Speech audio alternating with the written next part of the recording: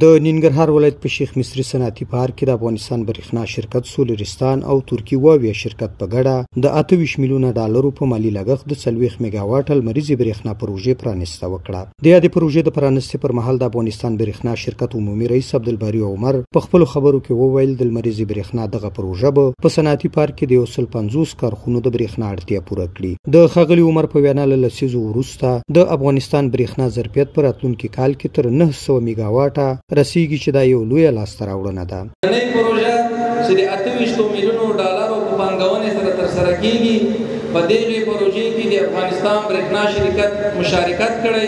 موږ تاسو ټول داخلي تولید 250 میگاواټه پورې لرو، خو الحمدلله د افغانستان برېښنا شرکت د قدرمنو مشرانو د حمایت په اساس په تیرو شپږو میاشتو کې د 900 میگاواټه مختلفې پروژې ډیزاین د اکثرو قراردادونه سوي، بعض د قرارداد په مرحله کې دي.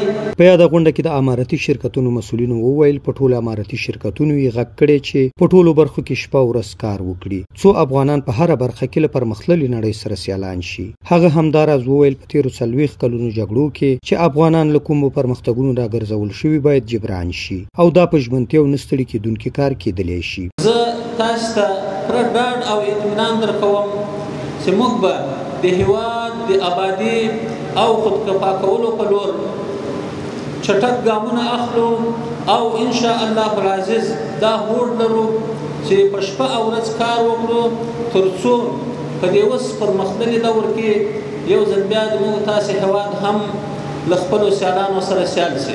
همدارنګه په دغه غونډه کې د ترکیې هیواد د واویه شرکت مسؤلینو ترڅنګ د یاد هیواد د سفارت اقتصادي برخې مسؤلینو هم ګډون کړی دی.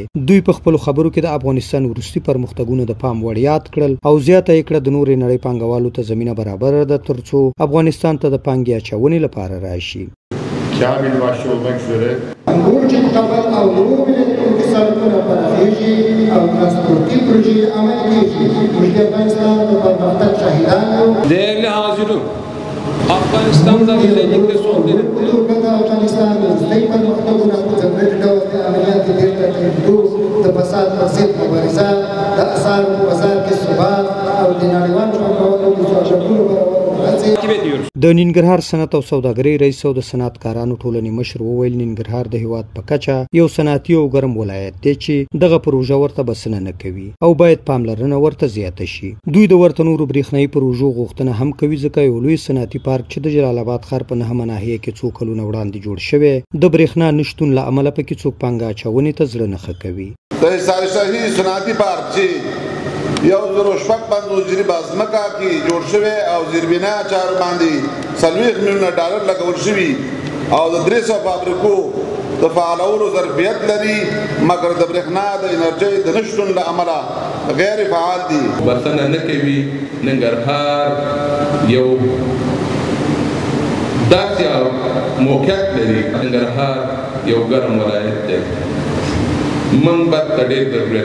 مسؤلینو همداراز ډاډ ورکړ چې په لنډ وخت کې به د نغلو د لمریزې برېښنا پروژه هم ګټې اخیستنې ته وسپارل شي چې په دې سره به د برېښنا په برخه کې په ننګرهار کې د پارچاوۍ کچه راټیټه شي. سهار ګل احساس، امید راډیو، ننګرهار.